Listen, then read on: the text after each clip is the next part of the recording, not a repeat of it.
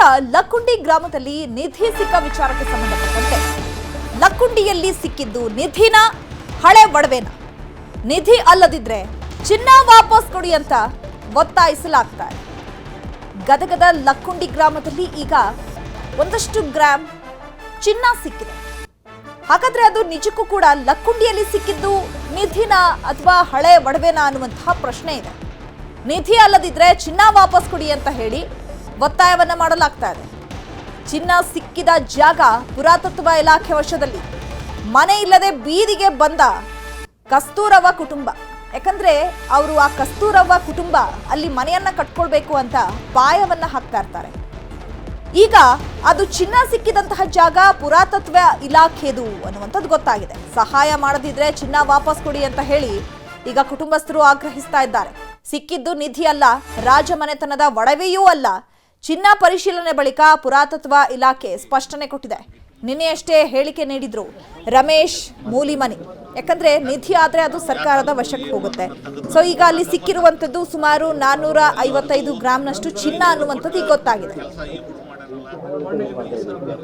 ಲಕ್ಕುಂಡಿ ಗ್ರಾಮದಲ್ಲಿ ನಿಧಿ ಸಿಕ್ಕಂತ ವಿಚಾರ ಸಂಬಂಧಪಟ್ಟಂಗೆ ಸಾಕಷ್ಟು ಚರ್ಚೆ ಕೂಡ ಆಗ್ತಾ ಇದೆ. ಇದೇ ವಿಚಾರ ಸಂಬಂಧಪಟ್ಟಂಗೆ ಪುರಾತತ್ವ ಇಲಾಖೆಯ ಹಿರಿಯ ಅಧಿಕಾರಿಯಾಗಿರ್ತಕ್ಕಂಥ ರಮೇಶ್ ಸರ್ ಕೂಡ ಬಂದಿದ್ದಾರೆ. ಅವರನ್ನ ಮಾತನಾಡಿಸ್ತಾ ಹೋಗೋಣ. ಸರ್, ರಮೇಶ್ ಸರ್, ಈಗಾಗಲೇ ನೀವು ಕೂಡ ಸ್ಥಳಕ್ಕೆ ಭೇಟಿ ನೀಡಿದ್ರಿ, ಪರಿಶೀಲನೆ ಕೂಡ ಮಾಡಿದ್ರಿ. ಸರ್, ಏನು ಹೇಳಕ್ಕೆ ಇಷ್ಟಪಡ್ತೀರಿ ಸರ್?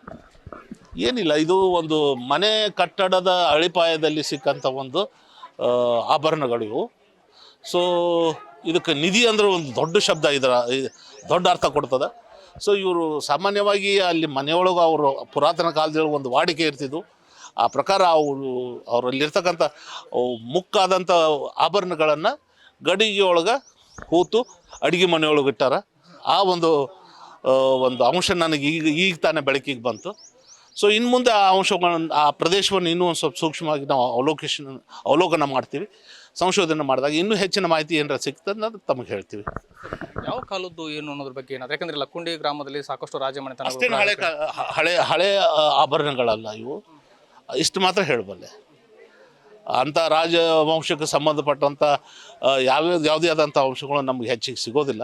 ಯಾವುದಕ್ಕೂ ಅವನ್ನ ತೆಗೆದು ನೋಡಿದಾಗ ಇನ್ನೂ ಹೆಚ್ಚಿನ ಮಾಹಿತಿ ಸಿಗ್ಬೋದೇನೋ ಅನ್ನೋದನ್ನು ನಾನು ನೋಡಿಲ್ಲ. ನಿಮ್ಮಷ್ಟಕ್ಕೆ ಕಾತರ ನನಗೂ ಆ ಟ್ರೆಜರ್ ಒಳಗದೆ ಅವು ನೋಡಿ ಇನ್ನೂ ಹೆಚ್ಚಿನ ಮಾಹಿತಿ ಸಿಕ್ಕಾಗ ನಿಮ್ಗೆ ಹೇಳ್ತೀವಿ. ಸರ್, ಇನ್ನೊಂದು, ಈಗ ಈ ಒಂದು ಮನೆಯನ್ನು ತೆಗಿತಾ ಇದ್ದಾರೆ ಸರ್, ಅಪಾಯ, ಅಲ್ಲಿ ಕೂಡ ಇನ್ನು ಮುಂದೆ ಅವ್ರಿಗೆ ಅವಕಾಶ ಕೊಡ್ತೀರಾ ಇಲ್ವಾ? ಅಥವಾ ಮುಂದಿನ ದಿನದ ಜಾಗವನ್ನು ಸಂಶೋಧನೆ ಮಾಡುವಂಥದ್ದು, ಅಥವಾ ಯಾವ ರೀತಿ ಸಂಶೋಧನೆ ಮಾಡ್ತೀವಿ ಸರ್?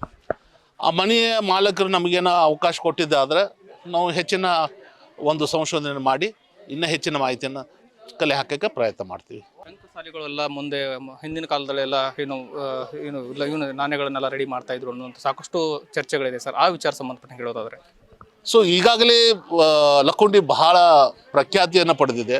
ಟಂಕಶಾಲೆಗಳಿದ್ದು, 100 ಬಾವಿಗಳಿದ್ದು, 100 ದೇವಾಲಯಗಳಿದ್ದು. ಸೊ ಇವೆಲ್ಲ ಇನ್ನೂ ಸೊ ಈ ಒಂದು ಪ್ರದೇಶವನ್ನು ಮಾನ್ಯ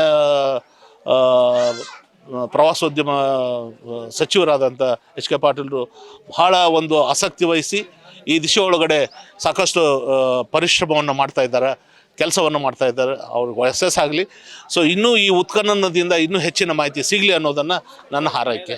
ಎಸ್, ಇದೆಲ್ಲವೂ ಕೂಡ ಪುರಾತತ್ವ ಇಲಾಖೆಯ ಅಧಿಕಾರಿಗಳ ಮಾತಾಗಿರುವಂಥದ್ದು. ಸಂತೋಷ್ ಕುಣೂರ್, ನ್ಯೂಸ್ 18 ಗದಗ. ಈ ಬಗ್ಗೆ ಮತ್ತಷ್ಟು ಮಾಹಿತಿಯನ್ನು ಕೊಡ್ತಾರೆ ನಮ್ಮ ಪ್ರತಿನಿಧಿ ಸಂತೋಷ್. ಫೋನ್ ಸಂಪರ್ಕದಲ್ಲಿ ಜಾಯ್ನ್ ಆಗಿದ್ದಾರೆ. ಸಂತೋಷ್, ಗದಗದ ಲಕ್ಕುಂಡಿ ಗ್ರಾಮದಲ್ಲಿ ಈಗ ಮನೆ ಪಾಯವನ್ನು ತೆಗಿತಾ ಇದ್ದಂತಹ ಸಂದರ್ಭದಲ್ಲಿ ಒಂದಷ್ಟು ಒಡವೆಗಳು ಪತ್ತೆ ಆಗಿರುವಂಥದ್ದು. ಮೇಲ್ನೋಟಕ್ಕೆ ಈಗ ಪುರಾತತ್ವ ಇಲಾಖೆ ಸ್ಪಷ್ಟಪಡಿಸಿರೋದು ಅದು ಹಳೆ ಕಾಲದ ಒಡವೆಗಳಲ್ಲ, ಜೊತೆಗೆ ರಾಜಮನೆತನದ್ದು ಅಲ್ಲ ಅಂತ ಹೇಳಿ. ಸೊ ಹಾಗಾಗಿ ಈಗ ಯಾವ ರೀತಿಯಾದಂತಹ ಮುಂದಿನ ಕ್ರಮವನ್ನ ಕೈಗೊಳ್ತಾರೆ? ಜೊತೆಗೆ ಈಗ ಆ ಪಾಯವನ್ನ ತೆಗಿತಾ ಇದ್ರಲ್ಲ, ಅದು ಪುರಾತತ್ವ ಇಲಾಖೆಗೆ ಸೇರಿದಂತಹ ಜಾಗ ಅಂತ ಕೂಡ ಕೇಳಿ ಬರ್ತಾ ಇರುವಂತದ್ದು. ಹಾಗಾದ್ರೆ ಏನೆಲ್ಲ ಡೆವಲಪ್ಮೆಂಟ್ಸ್ ಆಗ್ತಾ ಇದೆ ಅಲ್ಲಿ? ಹೌದು ಚೈತ್ರ, ಏನು ಗದಗ ಜಿಲ್ಲೆಯ ಲಕ್ಕುಂಡಿ ಗ್ರಾಮದಲ್ಲಿ ನಿನ್ನೆ ಮನೆಯ ಅಡಿಪಾಯವನ್ನ ತೆಗೆಯುವಂತ ಸಂದರ್ಭದಲ್ಲಿ 466 ಗ್ರಾಮ ಚಿನ್ನದ ಆಭರಣಗಳು ಕೂಡ ಪತ್ತೆಯಾಗಿದ್ದು, ಇದು ಕಸ್ತೂರವ್ವ ರೀತಿ ಅಂತಕ್ಕಂಥ ಅವರ ಮನೆಯ ಅಡಿಪಾಯವನ್ನ ತೆಗೆದಂತ ಸಂದರ್ಭದಲ್ಲಿ ಸಿಕ್ಕಂತ ಇವು ಚಿನ್ನಾಭರಣಗಳಾಗಿದ್ದು. ಆದ್ರೆ ಈ ಒಂದು ಚಿನ್ನಾಭರಣಗಳು ಸಿಕ್ಕಾದ್ಮೇಲೆ ಈಗಾಗಲೇ ಅಧಿಕಾರಿಗಳ ತಂಡ ಮತ್ತು ಇನ್ನು ಇತಿಹಾಸ ಸಂಶೋಧಕರು ಕೂಡ ಸ್ಥಳಕ್ಕೆ ಭೇಟಿ ನೀಡಿ ಪರಿಶೀಲನೆಯನ್ನು ಕೂಡ ಮಾಡಿಸುವಂತದ್ದು. ಅದರಲ್ಲೂ ಕೂಡ ಇನ್ನು ಪುರಾತತ್ವ ಇಲಾಖೆಯ ಅಧೀಕ್ಷಕರಾದಂತಹ ಏನು ರಮೇಶ್ ಮೂಲಿಮನಿ ಕೂಡ ಭೇಟಿ ನೀಡಿ ಪರಿಶೀಲನೆಯನ್ನ ಕೂಡ ನಡೆಸಿದ್ರು.